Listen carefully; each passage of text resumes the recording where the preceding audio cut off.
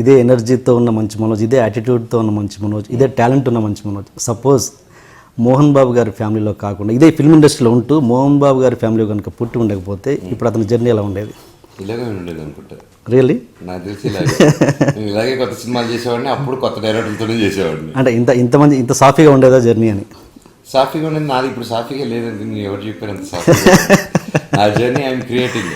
నా జర్నీ కానీ నా ఇది కానీ it's my own fight. It's like నా ఫైట్ బయటకు వచ్చి చెప్పుకోను అంతే.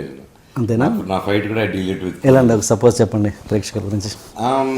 For example a movie and it's not easy to make a movie with new comers, new దీంతో కానీ ఇది కానీ డిఫరెంట్ స్క్రిప్ట్స్ కానీ ఇవి ఒకటి రెండు కానీ ఇలా డిఫరెంట్గా చేస్తూ పోయింది అనుకోండి, కెరీరే ఉండదు.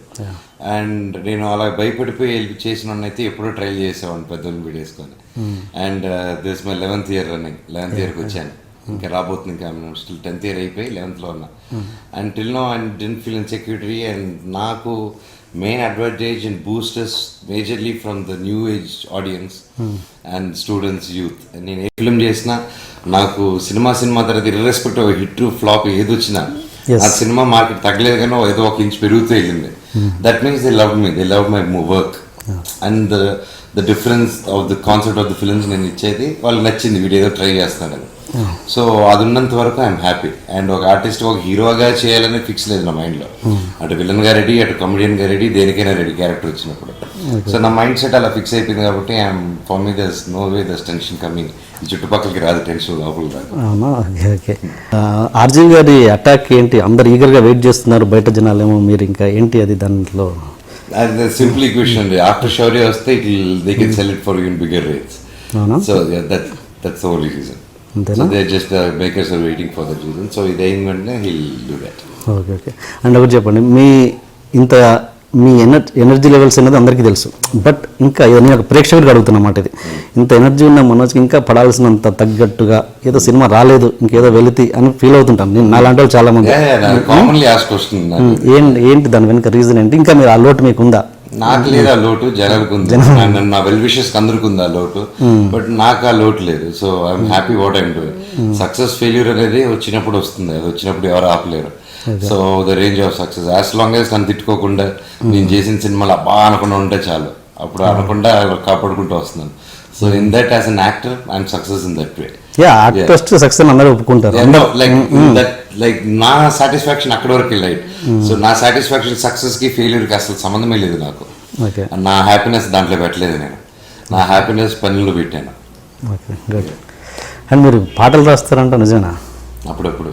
ఏది సినిమాలో రాశారేమన్నా? ఇది ఈ సినిమా ఇదని కాదు, మామూలు ఇంతకుముందు ఏదన్నా అంటే చిన్న చిన్నవి రాశానండి. పిస్తా సాంగ్ మిస్టర్ నోకియా అని రాశాను ఎక్కువ. Okay okay. ఆ పిస్తా సాంగ్, మళ్ళీ ఒక బ్రేకప్ సాంగ్ ఉంటుంది దాంట్లో. అదే దాంట్లో టైటిల్ మీద పడుద్దా? ఆ 2 సాంగ్లు పడుతుంది ఆ సినిమా. పోటుగడ్డలో రాసినట్టున్నాను ఒకటే, రెండు అలా రాసిన గుర్తులేదండి. ఏదో ఆ సిచ్యువేషన్ లిరిక్ రైటర్ దొరక్క టైం అయిపోయి లాస్ట్ నుండి షూటింగ్ వెళ్ళి అలాంటి సిచ్యువేషన్ రాసిన తప్ప దీర్ఘంగా కూర్చొని రాసింది మాత్రం లేదు నేను.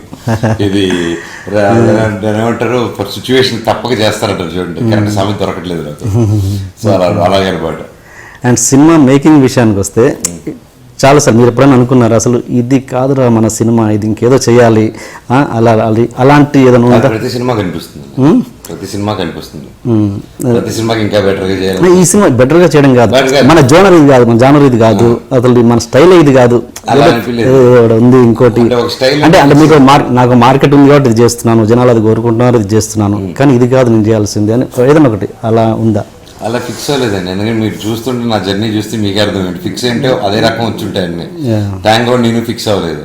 సో దానివల్లే నాకు అదృష్టం. ఇన్ని యాక్షన్ సినిమాలు చేసిన తర్వాత నాకు ఈరోజు దశరథ్ గారు నన్ను నమ్మి శౌర్య ఎందుకు తీసుకొచ్చాడంటే because I kept trying of those films. So దానివల్ల ఐ ఫీల్ ప్రౌడ్. నాకు ఇట్స్ లైక్ గిఫ్ట్ ఇచ్చినట్టు నాకు దశరథ్ గారు తీసుకొచ్చి. అండ్ ఎంతో నమ్మకం పెడితే ఒక యాక్షన్ తీసుకొచ్చి హీరోని తీసుకొచ్చి దీనిలో పెట్టడం ఇట్స్ ఓన్లీ డైరెక్టర్ గట్స్ అది. Okay okay. అండ్ ఇండస్ట్రీలో మీకు బాగా దగ్గర ఫ్రెండ్ ఎవరు? హీరోస్లలో చాలా క్లోజ్ ఫ్రెండ్? నాకు చైల్డ్హుడ్ ఫ్రెండ్ అంటే Tarak NTR, okay, childhood friend.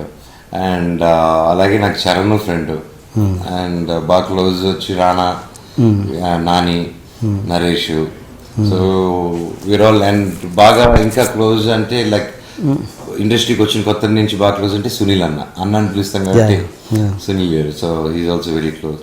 And we're all bunch of friends. కానీ బయట ఆఫ్టర్ క్యూరియాసిటీ అడుగుతున్నాను నేను, బయట జనాలకు మీరు ఓకే బాగానే ఉంటారు, బయట జనాలకు ఎలా ఉంటుంది, చిరంజీవి గారి ఫ్యామిలీ మోహన్ బాబు గారు ఎప్పుడు వార్ నడుస్తుంటుంది, బాలకృష్ణ గారి ఫ్యామిలీకి చిరంజీవి ఏదో ఉంటుంది, అది ఎంతవరకు లోపల ఎలా ఉంటారు? ఫ్యామిలీకి వారు మా బాలకృష్ణ గారి వాళ్ళు నాకు తెలియదండి. మాది మీరు నన్ను అడుగుతున్నారు కాబట్టి మా ఫ్యామిలీది. ఎప్పుడు రెండు ఫ్యామిలీలు కొట్టుకున్నారని రాలేదు. మా డాడీ వాళ్ళ డాడీ కొట్టుకున్నారని వచ్చింది తప్ప అది డాడీ ప్రాబ్లం, అది మా ప్రాబ్లం లేదు. మేము పిల్లలు మేము బాగానే ఉన్నాం. ఓకే. సో అండ్ వాళ్ళు కూడా దే ఆర్ వెరీ స్వీట్ అండి, దే ఆర్ వెరీ క్లోజ్. ఇద్దరు ఒకరికి ఏదైనా ప్రాబ్లం వచ్చినా ఇది వచ్చింది కాల్ ఇచ్చారు, ఏదైనా ఫెస్టివల్ వచ్చినా కాల్ ఇచ్చారు. అండ్ మధ్యలో ఎప్పుడైనా వచ్చినప్పుడు ఏదైనా రాంగ్ క్వశ్చన్స్, రాంగ్ సినారియో, ఏదైనా ఒక పబ్లిక్ ఈవెంట్ అయినప్పుడు, ఎనీథింగ్ సమ్ పబ్లిక్లో వెళ్ళినప్పుడు పబ్లిక్గా వచ్చింది తప్ప అది ఆ వాట్స్ కానీ నథింగ్ పర్సనల్, నథింగ్ అండి. మీ మధ్యలో ఇప్పుడు ఆ మాటలు రావు చరణ్ కామెడీ చేసుకుంటాం, నవ్వుకుంటా లాడుకునేది. మా మధ్యలో అసలు రాదు. ఫ్యాషనిస్ట్ మా ఆడియో ఫంక్షన్స్లలో నాన్నగారు మీకు రెగ్యులర్గా రొటీన్గా చెప్పే విషయం ఏంటి, జనం కూడా విసిగొచ్చాము ఏంటంటే ఫైట్స్ చేయకు, స్టంట్స్ చేయకు, ఇది ఎంత టెక్నాలజీ డెవలప్ అయినాక కూడా ఎందుకు చేస్తావు అని ప్రతి ఫంక్షన్లో చెప్తుంటారు. మీరు రెగ్యులర్ చేస్తూనే ఉంటారు. ఏంటది? ఏలేదండి, చిన్నప్పటి నుంచి జాకీ చాన్ చూసి పెరిగాను. సో మన వాళ్ళు అంటారు అంత మనవాళ్ళందరూ అంత వాళ్ళేరా సూపర్, వాళ్ళే సూపర్, మన వాళ్ళు చేయరా, డూపులు చేస్తారా, మన వాళ్ళు వేస్ట్ అనేది చిన్నప్పుడు బాగా వినేసాను. ఆడియన్స్ లో ఊర్లో పెరిగిన దాని వల్ల నేను, సో బాగా తెలుసు జనాలు ఎలా మాట్లాడుకుంటారు. సో నేను అది ఆలోచించి వచ్చినప్పుడు నా కెరీర్ స్టార్టింగ్ లో సో ఎంత టెక్నాలజీ వచ్చినా అండి, మీరు ఆ రియల్ స్టంట్స్ జాకీ చాన్ చేసే వాల్యూ ఆ వాల్యూ ఉంటుంది. నేను అంత గొప్పవాడిని కాదు, బట్ ఆయన అడుగు జాడల్లో ఆయన్ని చూసుకుని ఆదర్శం తీసుకుని వచ్చిన వాళ్ళు మేము ఎంతమంది వచ్చారు. సో అది ఆ మైండ్ సెట్తో నేను చేసుకుంటూ వచ్చాను. అండ్ మోర్ ఓవర్ ఎలా వచ్చిందంటే మీరు ఇందాక అడిగారు మీకు సాఫీగా వెళ్తుంది కదా అనేసి. అండ్ ఎగ్జాక్ట్లీ నేను మోహన్ బాబు గారి అబ్బాయి అయితే నేను కావాల్సిన ఎక్విప్మెంట్ అంతా లైన్లో పెట్టుంటాను. నేను అక్కడ తెచ్చి పెట్టండి అంటే తీసుకొచ్చి పెడతారు ఎక్విప్మెంట్, బట్ నేను అలా ఫీల్ అవ్వలేదు. నేను యాక్టర్గా ఈ సినిమాకి నాకు మార్కెట్ ఎంత వచ్చింది, ఈ సినిమాకి ఎంత ఉంది, కానీ నా విజన్, నా మెంటాలిటీలో, నా మైండ్ సెట్కి అంత పెద్ద ఫైట్ తీయాలని ఉంది. ఎలా చేస్తాం, ఏ ఎక్విప్మెంట్ లేదు, గ్రాఫిక్స్ ఖర్చు పెట్టలేం, ఇప్పుడు ఒకే ఛాన్స్ వెళ్ళి దూకేమని వచ్చి ఇది జరిగింది అంతే తప్ప కొవ్వెక్కి కాదు. బడ్జెట్ ఉంటే నేను హ్యాపీగా వాడుకుంటాను. నా మాక్సిమం ఫైట్స్ నేను కంపోజ్ చేసిన ఫైట్స్ అన్ని 1 డే.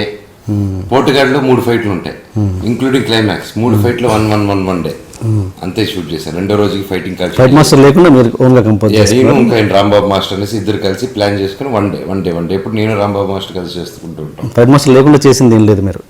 ఇప్పుడు రాంబాబు మాస్టర్ ఎవరో ఒకరు ఉంటారు.